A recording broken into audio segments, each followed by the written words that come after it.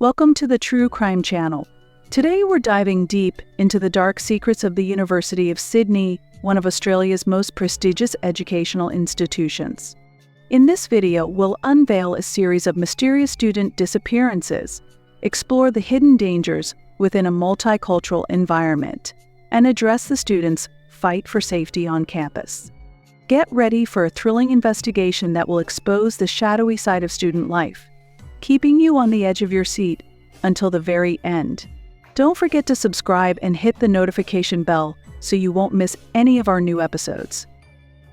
Established in 1850, the University of Sydney is situated in the heart of Sydney and is renowned for its historic buildings, diverse programs, and vibrant cultural scene. It attracts students from all over the globe, making the campus a unique place for education and social interaction. Here, you encounter individuals from various corners of the world, creating a multilingual and multicultural atmosphere. The department's libraries and residences breathe life into campus activities, while parks and green spaces provide cozy spots for studying and relaxation.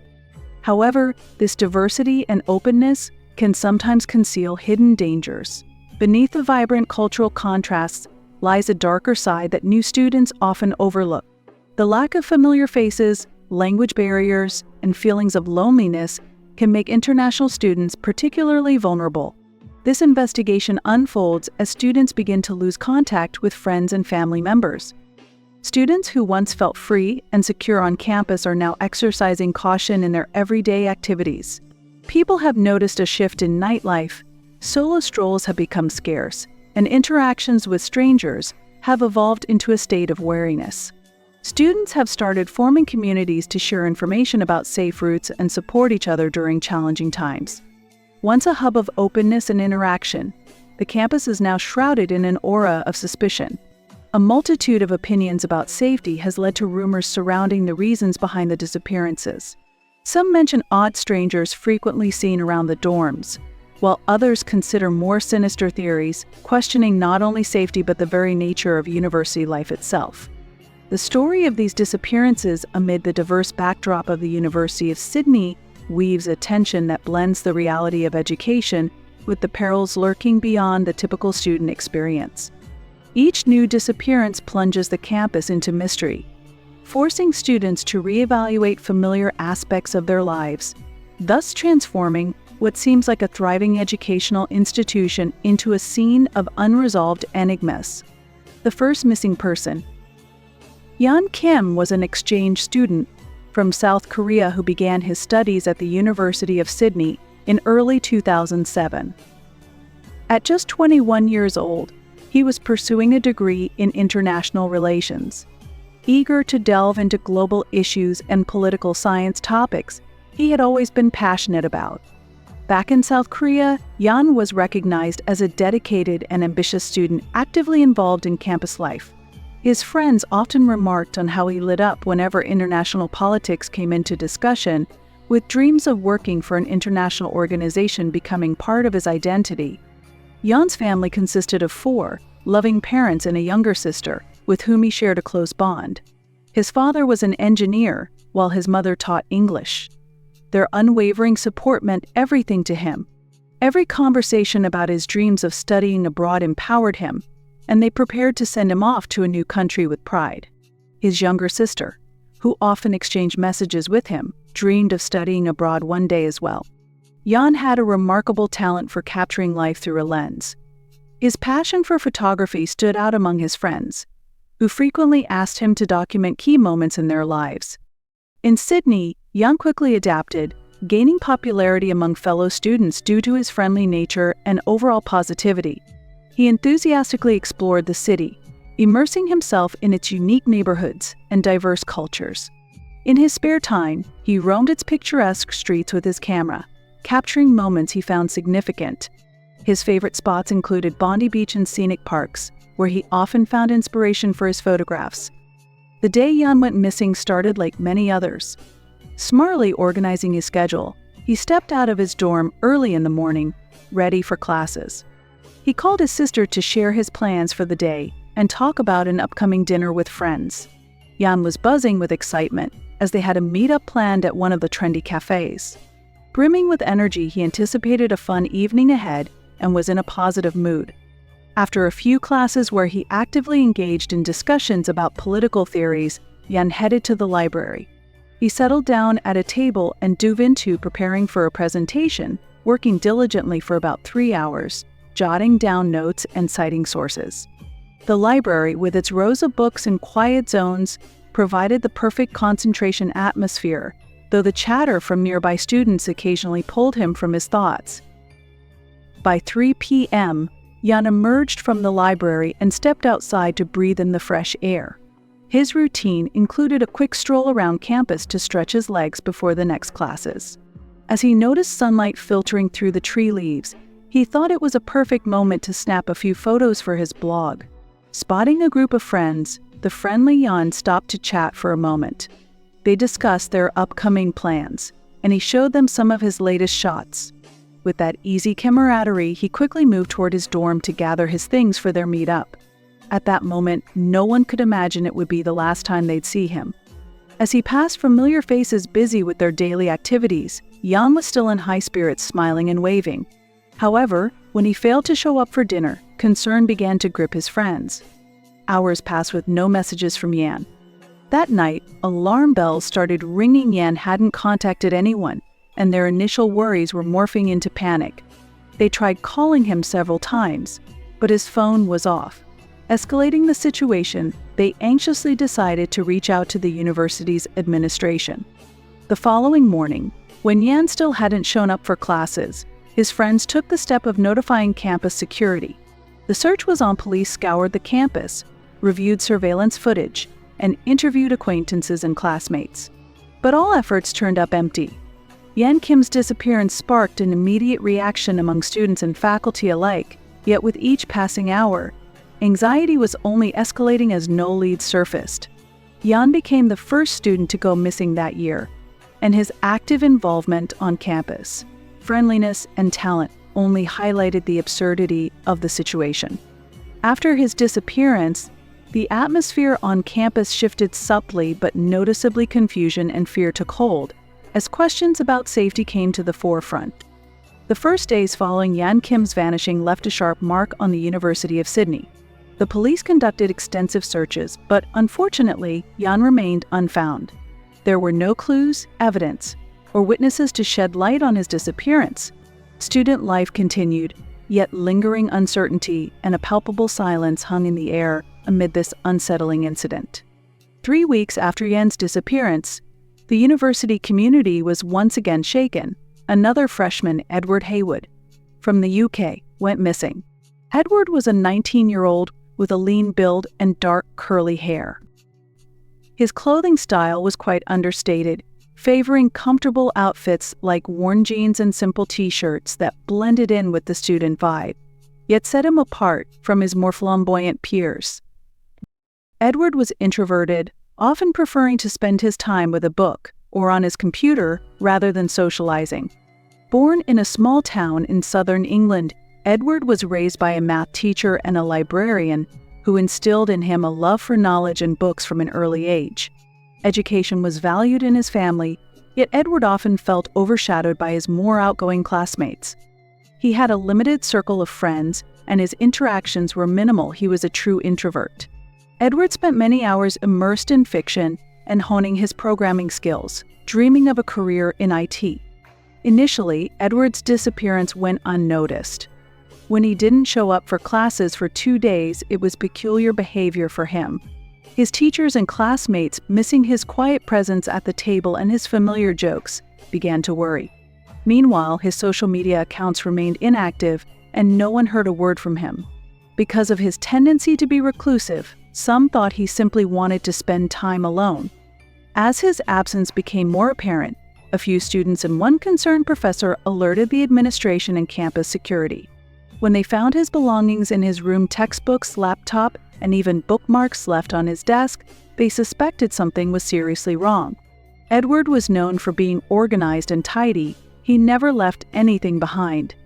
His essentials, including his passport and phone, were untouched. The police were brought in to assist with the search. They began reviewing campus security footage and surrounding areas, but unfortunately, Edward wasn't captured on any cameras. No evidence emerged regarding his whereabouts, leaving friends and acquaintances uneasy. They recalled how Edward occasionally retreated into his own world.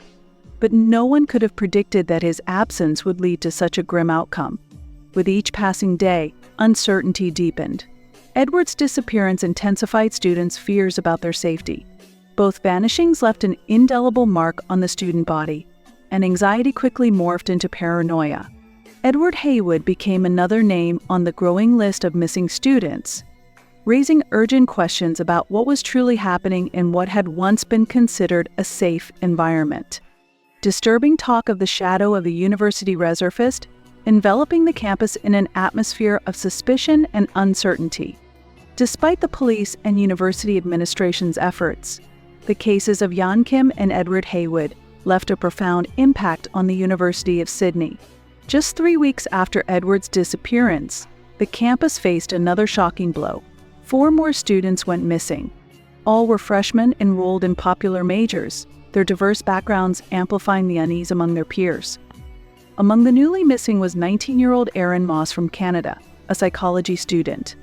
Aaron came across as a quiet and reflective person who delved into deep thoughts about human nature. His dorm neighbors noted that he often spent long hours with his books, immersing himself in knowledge about psychology and human behavior. Known for his calm demeanor, his reserved nature didn't raise many alarms until he vanished. His friends noticed his absence in class, but details about his whereabouts remained elusive, and anxiety grew gradually. He disappeared suddenly on the 3rd day of his absence from classes, and his disappearance felt like a shockwave. Next was 20-year-old Manuel Garcia from Spain. Enrolled in the Foreign Languages department, Manuel stood out for his energy and optimism. He was passionate about different cultures and devoted himself to learning their languages, while frequently throwing parties filled with Spanish music and dance. Manuel loved meeting new people, yet when he went missing, the atmosphere around campus shifted significantly. His belongings were left behind in his dorm, and messages from him ceased. Initially, boys didn't even notice his absence from classes, further fueling the panic among other students. Following Manuel, Hiro Nakano, a 20-year-old from Japan, also disappeared. Hiro was recognized for his contemplative smile and serious approach to studies. He aspired to meld Eastern and Western cultures through his projects, dreaming of building bridges between various global perspectives. Frequently lost in thought, he pondered philosophy and aesthetic concepts, searching for ways to reflect his heritage in foreign contexts. Hiro's disappearance sparked significant concern among both faculty and students. Yet at that time, no one had seen him, he simply vanished. The last confirmed disappearance was 19-year-old Masato Tanaka, also from Japan. A student in information technology, Masato was known for his enthusiasm regarding modern tech and programming. He aimed to make a mark in the IT field by creating applications that simplified users' lives. Despite his sociable nature, Masato occasionally enjoyed solitude to delve into his thoughts. His disappearance hit hard for friends who couldn't fathom that he would leave without a word. All his belongings remained in the dorm, and his phone was switched off. At this point, the string of student disappearances reached a critical level, and the university administration felt mounting pressure from both students and their concerned families. Tensions rose within the student body, while rumors of the shadow of the university surfaced, provoking fear and anxiety. As the missing students' numbers climbed, students began organizing rallies, urgently demanding increased campus safety measures. They called for additional security cameras, better lighting in dark areas, and the establishment of support services, specifically for international students. A petition was launched, gathering hundreds of signatures. Amidst this chaos, a journalism student named Tim Han decided to take action. Inspired by the determination of his peers, he launched a blog dedicated to documenting the missing students. Tim started gathering information on each case, compiling witness accounts and stories from the families of the missing. His blog quickly gained traction, becoming a platform for discussion. Some posts were filled with theories about what might have happened, while others consolidated facts to aid in the investigation.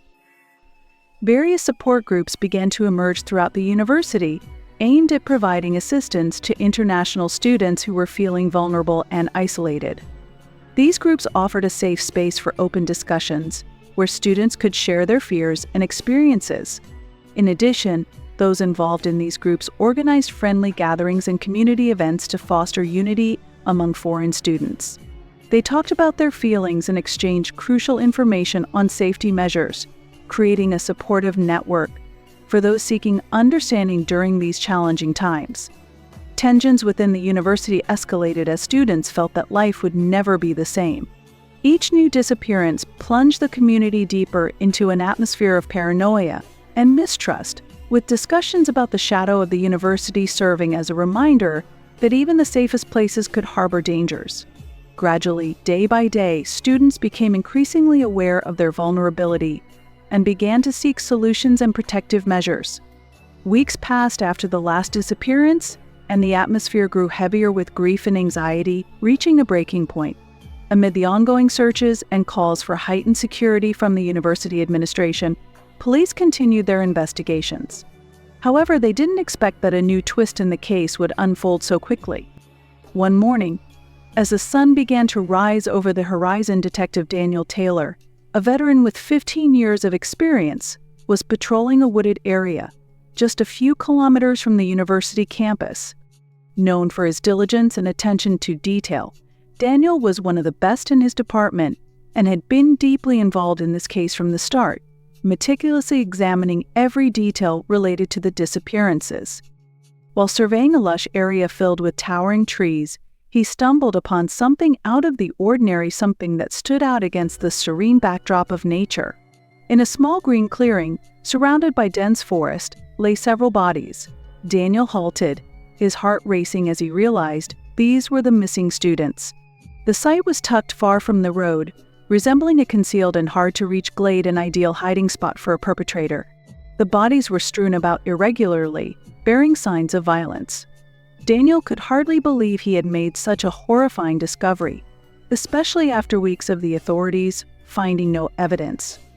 The police immediately summoned additional personnel and initiated a comprehensive investigation at the scene. After a brief period of unsettling silence, sirens and footsteps echoed in the air. The shocking reality of the murder stunned his colleagues as they began to converge around the bodies, keen to assess the circumstances leading to this heinous act. All victims turned out to be international students, freshmen who didn't have many close friends at the university. Their statistical similarities strongly suggested the possibility of a single predator in play. Daniel began to formulate a profile of the likely suspect in his mind. Knowing that serial offenders often off their victims with particular care, a fact illustrated clearly by these missing students. From the nature of the murders, he concluded that the killer operated with intent. The only common characteristic among the students was their shared experience of being in a new environment, suggesting that the perpetrator perceived them as easy targets. Daniel speculated that the murderer might be a local resident familiar with the area, which would give him a significant advantage in concealing his actions. This presumed psychopath likely possessed a high level of intelligence, demonstrated by the calculated choices in victim selection and the orchestration of the crime itself. He probably felt untouchable in a crowd and may have leveraged his charisma or charm to connect with new students. By reassuring them of their safety, he could have easily drawn them in, subsequently exploiting their vulnerabilities against them. Daniel understood that these bodies represented more than just a string of brutal murders. Each victim had a story, dreams, and unfulfilled aspirations. They each had hopes of thriving in this new environment, pursuing their goals, but their lives had been cut tragically short. Now, it was not only critical to apprehend the killer, but also to restore a sense of security among the students and their families. The murderer could be hiding among them, under the guise of an ordinary student, and Daniel realized that this battle was far from over. It was merely the beginning of a long investigative journey that would ultimately lead them all to the truth, no matter how horrifying it might be. After the shocking discovery of the students' bodies in the forest, Detective Daniel Taylor and his team dove deep into analyzing the evidence. Around the same time, journalism student Tim Han determined to help his friends and himself find answers, began his own investigation. His blog had become a forum for discussion, but Tim recognized that the case needed a more in-depth approach. He met with Daniel at the police station, where the detective revealed that the autopsies had uncovered details pointing to violent acts committed post-mortem, complicating the investigation even further. The case took an unexpected turn when Tim noticed a crucial detail. All the missing students were gay. This insight could potentially connect all the disappearances and lead them closer to the serial killer. Tim decided to explore the students' online profiles. He sought out dating platforms where the students might have encountered a potential predator. During his search, he stumbled upon a popular dating site frequented by young gay men. Signing up, Tim started browsing anonymously through profiles, including those of the missing individuals. He identified recurring patterns in their behaviors and the types of messages they exchanged while seeking connections. Tim focused on who the students usually interacted with and the photos they posted, trying to determine whether any of them had crossed paths with the killer. He found that many students weren't just looking for romantic relationships. They sought simple companionship with someone who could relate to their experiences in a new environment. This need for connection stood out, especially given their foreign backgrounds and the lack of close friends on campus. Their vulnerability might have made them particular targets for a predator. After several days of gathering and analyzing data, Tim decided it was time to share his findings with Daniel. He presented the theory that the killer might be using the dating site to prey on his victims, disguising his true intentions to gain their trust. These assumptions stemmed from the clear desire the victims had for support and companionship, a need that the killer exploited for his advantage. Daniel found this new information particularly compelling. He hypothesized that the perpetrator had a good understanding of the gay community and had likely researched the students' profiles to select those who met his criteria. This meant the killer had enough experience to mask his true intentions under the guise of friendliness and trust. Shortly afterward, Daniel assigned his team to sift through all messages and data related to the dating site, looking for any suspicious activity. Together with Tim, they began examining the chat histories and interactions on the platform to identify a certain user that might be linked to the disappearances. Each active profile fitting the killer's description was added to a growing list of suspects. The information gathered became the foundation for the next steps in the investigation. Tim Han, leading his own inquiry, focused on uncovering connections that could lead to the breast of the individual who dared to take advantage of young people's trust to fulfill his dark desires. In this battle between good and evil, Tim was determined to unveil all the details, piecing together elements that could expose the brutal truth behind this mysterious case. Once Tim Han and Detective Daniel Taylor had compiled critical information about the dating site and the profiles of the missing students, they realized that a deeper dive into the data was essential for effective investigation. Daniel initiated the formation of a specialized task force comprising technical experts from the police department to extract and analyze all available user data from the dating site, aiming to uncover connections to the missing students. The tech specialists went right to work, starting with the analysis of profiles that had attracted the attention of investigators. In the course of their examination, they collected data on registration times, user activity, and IP addresses utilized for logins. Their research indicated that one specific profile exhibited suspicious activity. A user named Leosid had registered around the same time the students were actively communicating on the platform. The profile featured attractive photographs and flirtatious messages that any of the students could easily interpret as enticing. The specialists honed in on the data analysis. When querying information, they extracted data about the IP address used to access the profile. This address pointed to a location near the university. By comparing the IP addresses to previous records of offenses, they discovered that anonymous complaints about suspicious activity had previously originated from this area.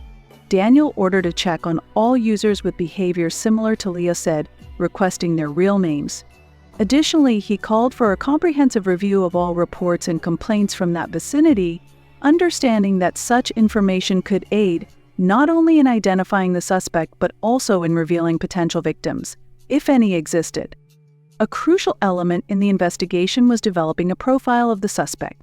Based on the analysis of the user's message patterns, Daniel suspected that the killer might have experienced interacting with young people and was using his appearance and charm to build trust among the students. He also began to believe that this individual could be part of the lab community, which would grant him deeper insights into the vulnerabilities of his victims.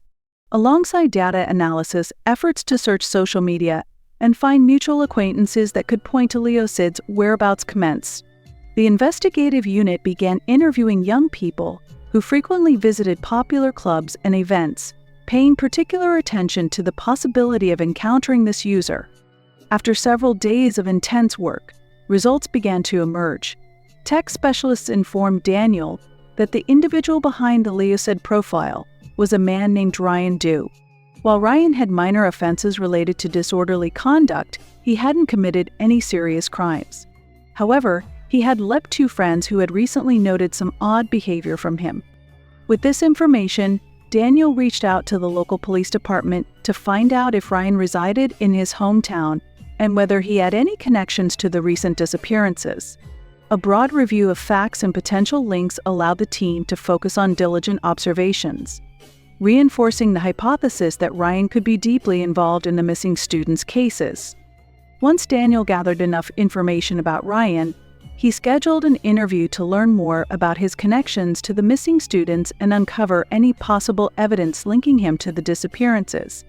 The strategy emphasized the human factor, how friendships, acquaintances, and interactions could lead to dark situations in students' lives, providing a foundation for further work with vulnerable segments of the community. Shortly after Detective Daniel Taylor collected sufficient evidence to support his suspicions regarding Ryan Dew, a police unit began surveillance on him. The operation was meticulously planned, as investigators understood that the situation required a high level of caution and attentiveness to prevent any mishaps. Over several weeks, detectives documented Ryan's daily habits. They observed that he frequently visited specific bars and clubs in Sydney, particularly those known as gathering spots for the youth lab community. These venues were located downtown and had significantly surged in popularity among university students. Police paid close attention to the carefree hours Ryan spent on the dance floor. His interactions appeared both animalistic and captivating. Each night he went out, investigators set up observation points at the entrances and exits of clubs, diligently recording his movements. They gathered extensive information on his interactions with various young individuals, reinforcing their suspicions that he continued to engage with potential victims. The surveillance footage clearly illustrated how he attracted young people with his charisma, leading the investigative teams to conclude he generated considerable interest in his surroundings. At every stage of the observation, information was collected about those Ryan interacted with, including their names, photos, and other details that could aid the investigation. This accumulation of additional evidence became crucial not just for an arrest, but also for forming a more comprehensive understanding of his activities. Meanwhile, Tim Henn kept updating his blog, raising public awareness about the missing students and the new facts emerging from the investigation. More people expressed their desire to help, providing Tim with additional resources to leverage. He posted updates on the situation, shared information about the clubs Ryan frequented, and urged anyone to report any suspicious behavior they might have witnessed. Tim became a voice for the student community, rallying support and giving the case greater significance. One of the most notable posts emphasized witnesses who might have seen Ryan at his usual spots. This not only caught the attention of local media, but also prompted several individuals to reach out with information about his strange behavior and interactions with young men. After weeks of surveillance, Daniel and his team prepared to arrest Ryan. That evening, they planned to monitor a party at a club where Ryan was likely to appear. To avoid raising suspicions, detectives dressed in casual clothing to blend in with the crowd. As the party heated up, Daniel finally spotted Ryan on the dance floor, mingling with several young partygoers. This time, Ryan left the club with one of them, who matched the description of a student reported missing weeks earlier. An electric tension surged among the detectives. Once they confirmed that Ryan was leaving with a potential victim, the police team decided it was time to implement their plan. Daniel signaled for his colleagues to encircle the car Ryan was getting into while he moved forward with his badge displayed, effectively cutting off any chance of escape. Ryan was apprehended without showing any signs of fear. In fact, he claimed, "You've got it all wrong." Daniel and his team were ready to interrogate him, hoping to glean as much information as possible about his connections to the missing students. While Ryan stonewalled and refused to provide details, the detectives felt confident that the evidence they had gathered from his past interactions would lead to further breakthroughs in the case. The arrest operation demonstrated that the investigation was on the right track in catching the suspect, and although there was still much work ahead, they believed their efforts would not be in vain. With each new detail, a clearer picture emerged, one that could finally shed light on the fate of the missing students. Following the arrest of Ryan Doe and the discovery of evidence in his apartment, law enforcement launched a comprehensive case that would soon lead to legal proceedings. The police amassed all necessary materials to create a compelling case against the suspect. In Ryan's residence, they found items belonging to the missing students, including personal belongings like phones, clothing, and documents that could serve as crucial evidence of his crimes. The investigative team compiled an extensive list of evidence, comprising videotapes, witness testimonies, and Ryan's electronic communications, all of which were pivotal in the context of his criminal activity. The investigators approached the courtroom with confidence, preparing for the defense's likely attempts to discredit any evidence or present alternative narratives. The trial commenced in the Sydney District Court. Legal representatives outlined the charges: first-degree murder and sexual assault, sending shockwaves through the community. Prosecutors based their case on the data collected during the investigation, emphasizing Ryan's motives, methods, and the evidence of his actions. Justice sought not only to punish the guilty, but also to present the victims in their true light. The prosecution called upon the parents of the missing students to testify about their children's lives, goals, and dreams. These emotional testimonies powerfully illustrated the depth of the damage caused. Meanwhile, Ryan chose to forgo legal representation. At one point, he acknowledged his actions, detailing during the interrogation how he manipulated and seduced students, describing how his grooming led to tragic outcomes. He spoke about his actions with cold detachment, showing no remorse. A psychological evaluation revealed multiple personality disorders, igniting further debates about his sanity at the time of the crimes.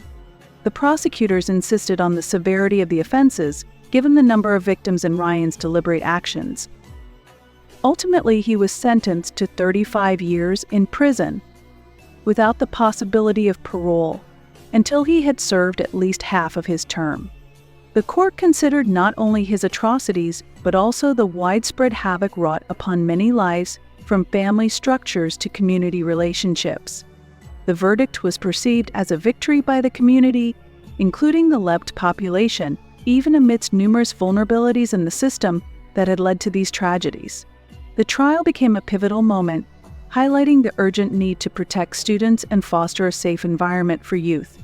Thus, the story of the effort to unravel the mystery behind the students' disappearances came to a close, leaving the community with vital lessons about trust, vulnerability, and the importance of support. Extensive discussions on campus safety, the necessity of educational programs promoting caution in online dating, and the unacceptability of violence prompted governmental bodies and educational institutions to contemplate systemic improvements. This narrative raises important questions about safety culture in multicultural environments and underscores the importance of fostering supportive communities among students. If you need more details or clarifications, just let me know.